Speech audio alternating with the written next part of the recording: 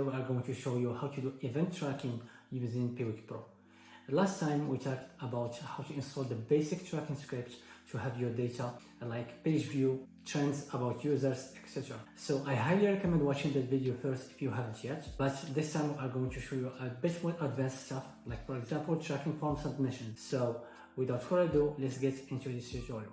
As you can see, I am in my Piwik PRO account, and the first step we need to take is to create a tag using Piwik PRO Tag Manager. If you are coming from Google Analytics, it might seem a bit weird thing to do, but you can create tags within the same interface.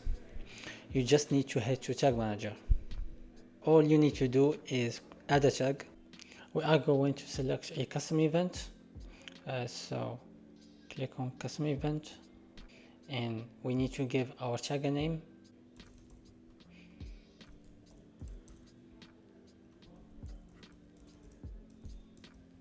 Just to give you some context, we are tracking a form on our website, which we are going to show you later on. What you need to do when you are creating an event is to be as specific as possible. So if you are tracking a form and it's a contact form, you need to be very precise when it comes to describing what you are tracking. So click on add.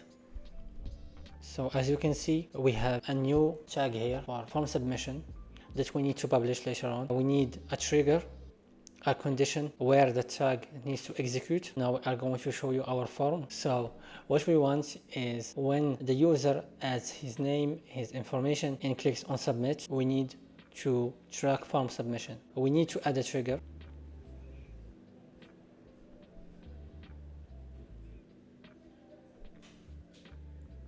And for the sake of making this tutorial as simple as possible, we are going to choose the form submission.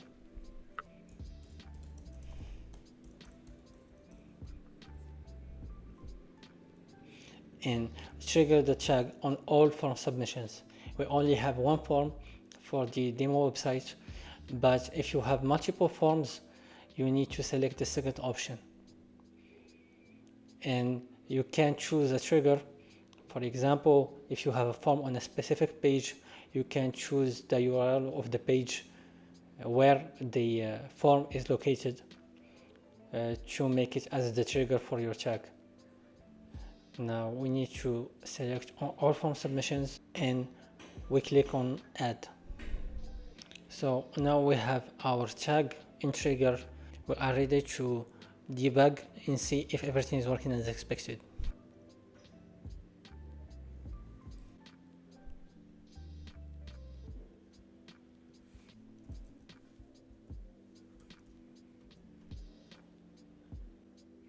So as you can see, we have a form submit event that's fired correctly. Another way to check if everything is working as expected is to head to Analytics.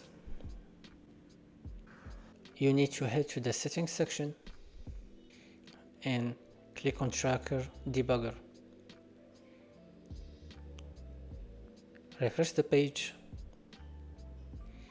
and here you need to select or sort by newest to oldest. As you can see, we have our event that worked properly.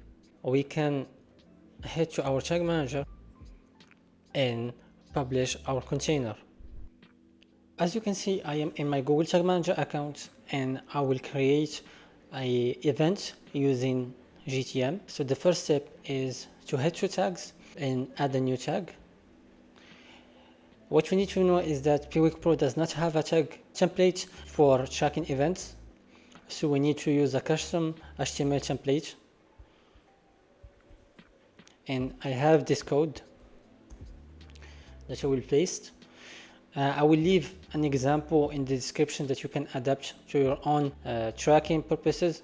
But basically, you have this code. What you need to modify is, for example, this is the event category. If you want, instead of contact, you want another category, for example, the header or a section in your website, you can change this, as well as the second part, which is the event action. You can add the event name.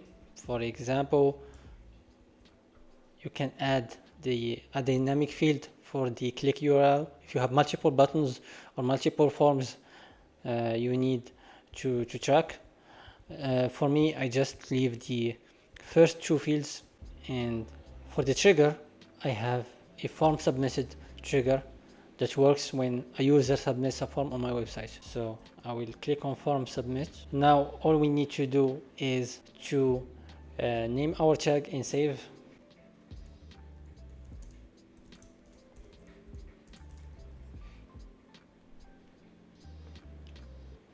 And before publishing, I need to preview and see if everything is working as expected.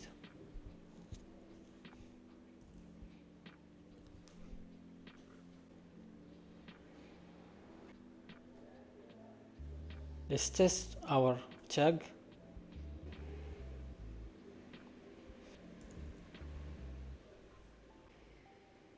We can see that the event worked as expected, and when you head to Piwik PRO